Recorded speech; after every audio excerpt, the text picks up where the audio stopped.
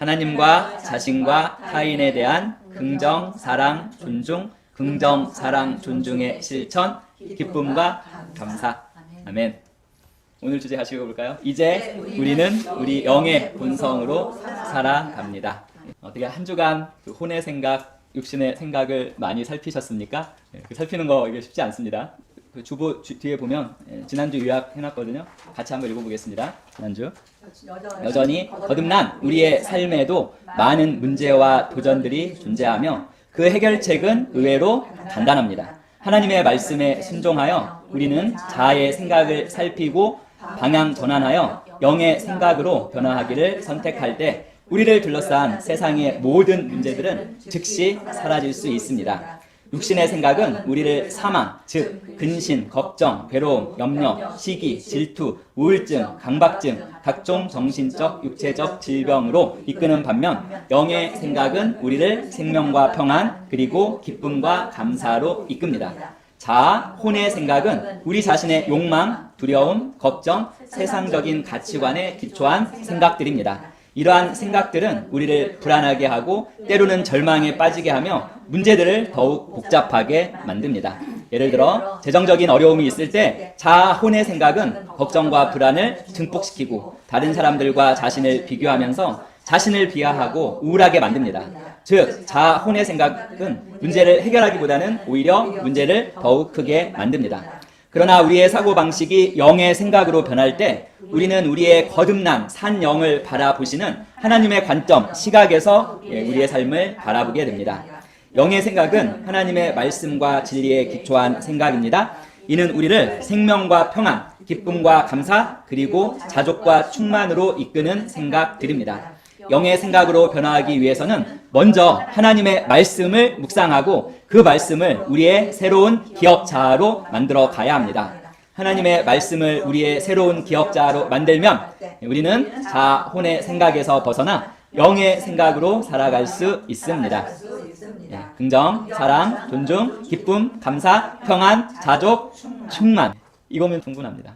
계속 이 새로운 기억자. 원래는 우리가 구원 받을 때 그때 딱 나누어져야 되거든요. 옛 기억자, 새로운 기억자 이렇게 딱 나눠줬어야 됐는데 그걸 분리하지 못하고 계속 옛 기억자의 연장선 안에 살아왔던 것이 정말 모든 문제의 근원입니다. 자, 우리가 영으로 기능하면서 또 살아갑니다. 자, 살아가면 문제가 더 이상 생기지 않습니다. 최소한 그 마음의 태도 안에는. 하지만 우리가 영으로 기능하지 못하고 살아갈 때 진리는 뭐죠? 진리는 그렇게 살아가게 되면 거의 모든 사람들이, 대부분의 사람들이 살아가면서 항상 실패와 좌절을 경험합니다.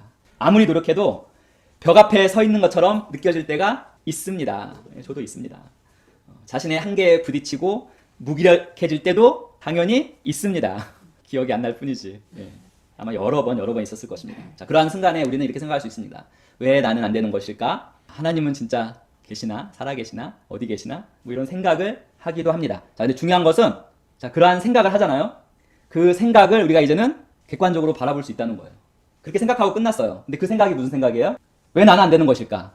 하나님은 살아계시나? 하나님 여기 말고 다른 곳에만 계시나? 이 생각이 뭐라고? 이 생각이 육신의 생각, 혼의 생각이라는 것을 이제는 우리는 살필 수 있습니다. 그게 바로 우리가 지금 달라진 점이에요. 우리가 계속 영입니다를 강조하면서 예전에는 그 생각을 살피지 못하고 끝나버리고 그냥 계속 혼의 생각으로 기능했습니다. 옛 기억자 연장선에서. 근데 이제는 우리는 그렇게 생각까지 하는 거 괜찮아요. 생각하고 나서 그 생각을 이제는 살피고 객관화시키고 이게 진짜 나의 생각이 아니구나라는 것을 이제는 알 수 있습니다. 근데 알아야만 해요. 그거 아는 것과 모르는 것의 차이가 하늘과 땅 차이입니다. 자, 우리가 그 생각이 내 정말 진짜 나의 생각이 아닌 혼과 육신의 생각을 살필 수 있다면 그 다음에 우리가 할 수 있는 것이 바로 영의 생각으로 방향 전환을 할 수 있다는 것입니다. 그 생각을 살피지 못하면 영의 생각으로의 방향 전환 생각할 수 없습니다. 이제 우리가 생각을 살폈고 영의 생각으로 방향 전환하는 것을 이제 선택할 수 있습니다. 이 상태에서 우리가 이제 항상 의식해야 되는 것이 있습니다. 어떤 거냐면 거듭난 영인, 산 영인 우리에게는 세상의 어떠한 고난과 시련도 넉넉히 이길 수 있는 그 힘과 능력이 이미 주어졌다는 사실입니다. 근데 이거 저희 이 복음 시작할 때 한 내용입니다. 하지만 그때와 지금의 차이점은 바로 제가 방금 전에 말씀드린 거예요.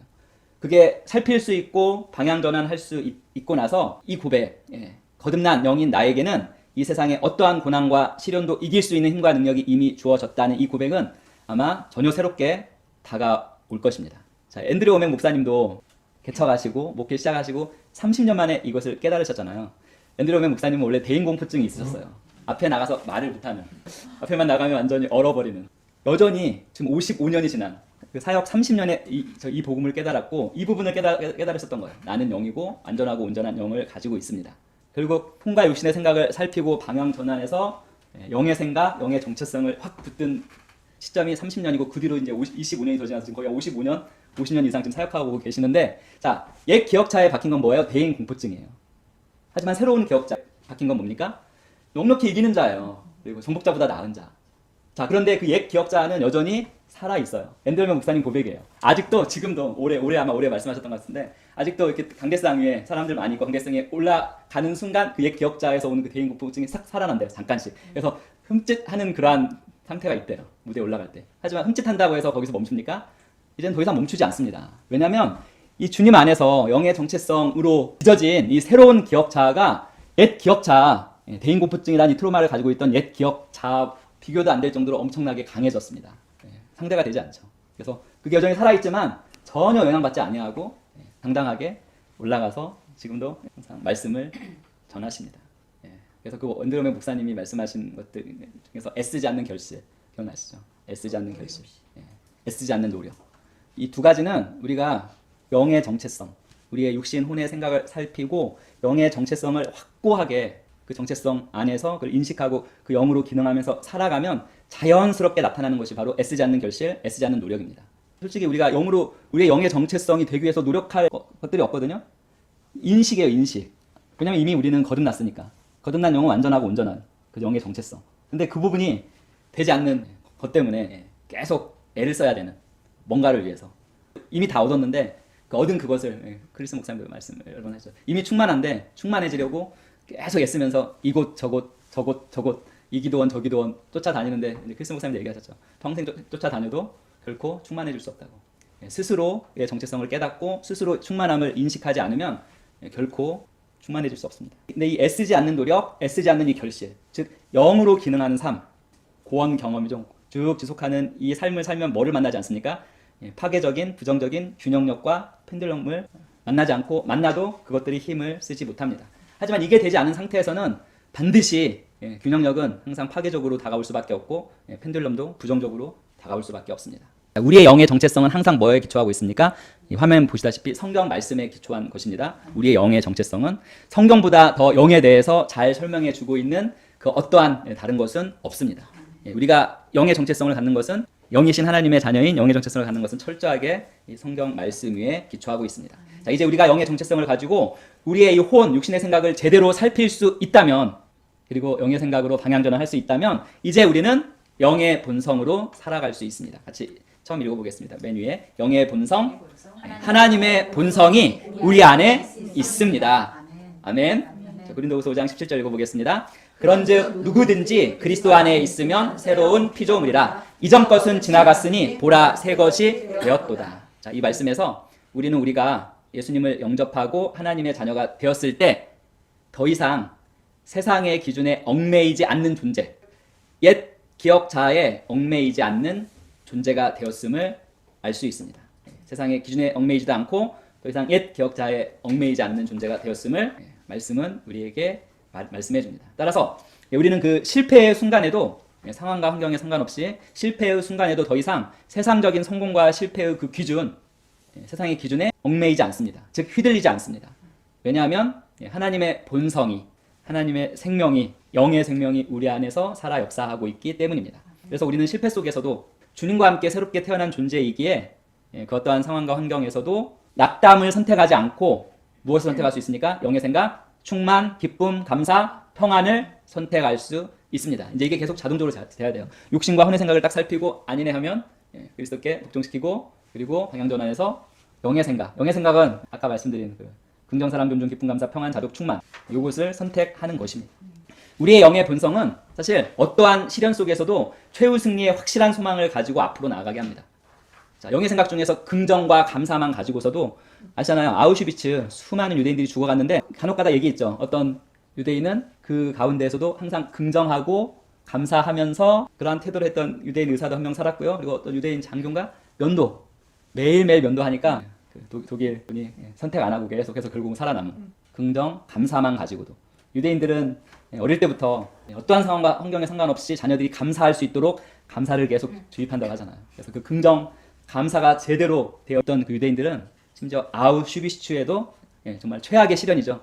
거기에서도 살아남았습니다. 즉 우리가 이 영의 본성, 이 영의 생각은 어떠한 시련 속에서도 결국에는 최후 승리의 확실한 소망을 가지고 앞으로 나가게 만듭니다. 그것이 거듭난 영인 우리의 정체성입니다. 그리고 이 영의 본성으로 사는 것은 영의 인도하심을 받는 것입니다. 그럼 영의 인도하심을 받는 것이 무엇입니까? 영의 인도하심을 받는 것은 곧 하나님의 계획을 신뢰하는 것입니다. 우리 두 번째 같이 읽어볼까요? 영의 인도하신 하나님의 계획을 신뢰합니다. 아멘. 자, 이사야 55장 8절 9절 같이 읽어보겠습니다. 여호와의 말씀에 내 생각은 너희 생각과 다르며 내 길은 너희 길과 달라서 하늘이 땅보다 높은 것 같이 내 길은 너희 길보다 높으며 내 생각은 너희 생각보다 높으니라. 사실 그 하나님에 대해서 우리가 그 영이 아닌 인간은 육신을 입은 혼을 가진 인간은 하나님에 대해서 완전하게 알 수 없습니다. 하나님께서 계시하신 것만큼 알 수 있습니다. 사실 이 세상에서도 양자역학에 대해서는 그 누구도 지금 이해할 수 없습니다. 양자역학의 결과는 알고 있지만 그 산물은 우리가 가지고 있지만 작동 원리는 여전히 이해할 수 없습니다. 그것뿐만 아닙니다.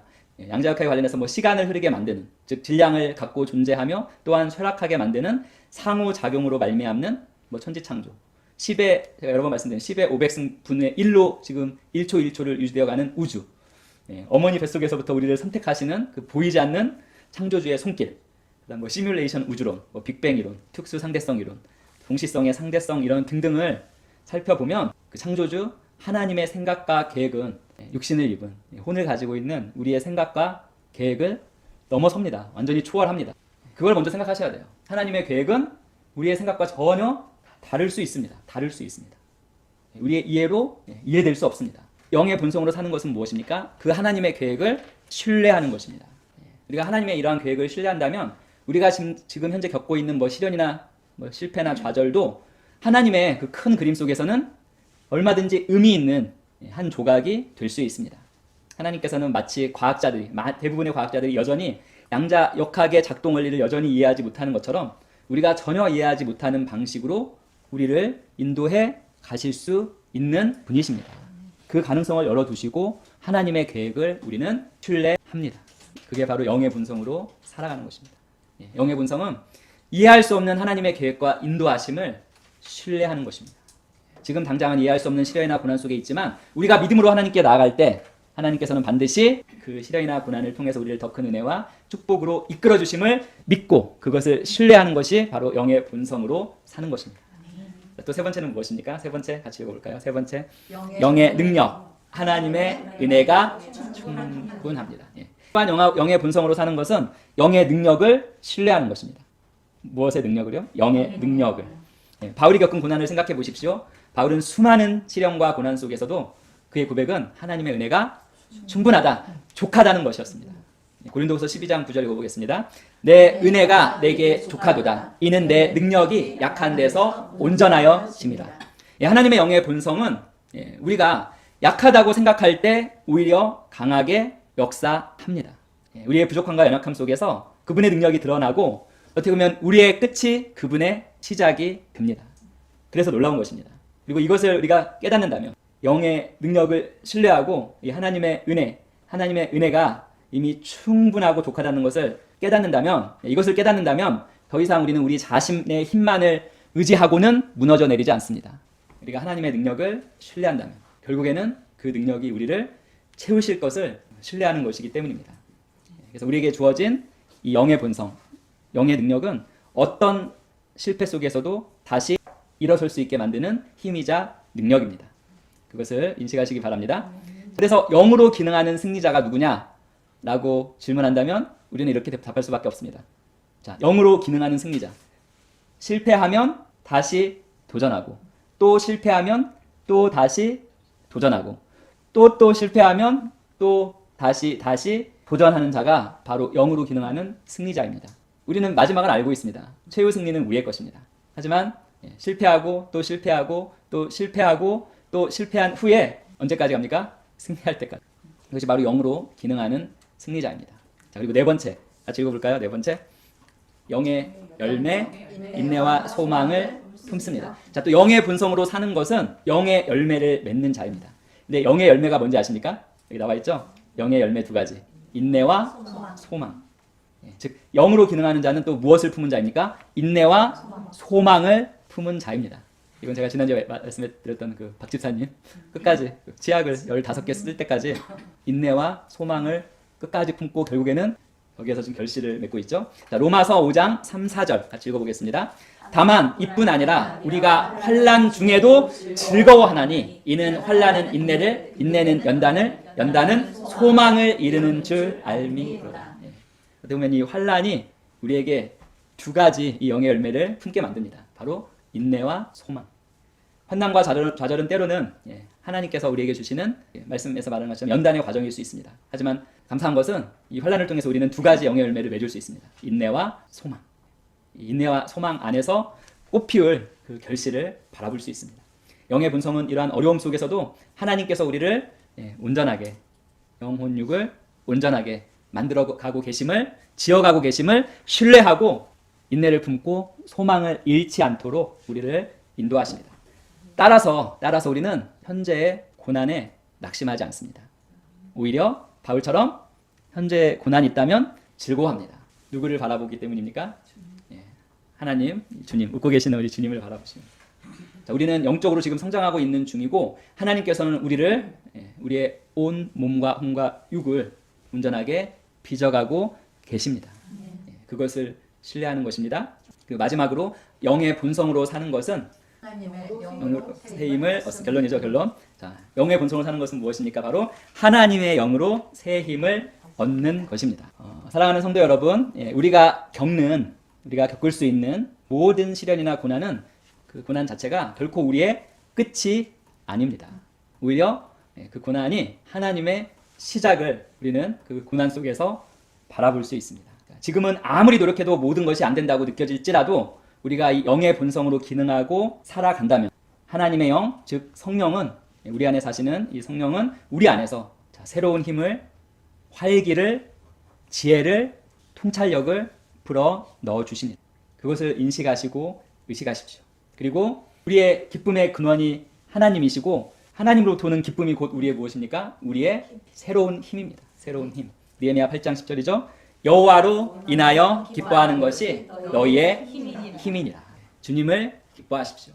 임재 가운데, 찬양 가운데, 개인적인 교제를 통해서 기도 가운데 이제는 더 이상 우리 샤머니즘적이나 기복적인 좀 기도에서는 좀 벗어날 수준이 된 것 같아요.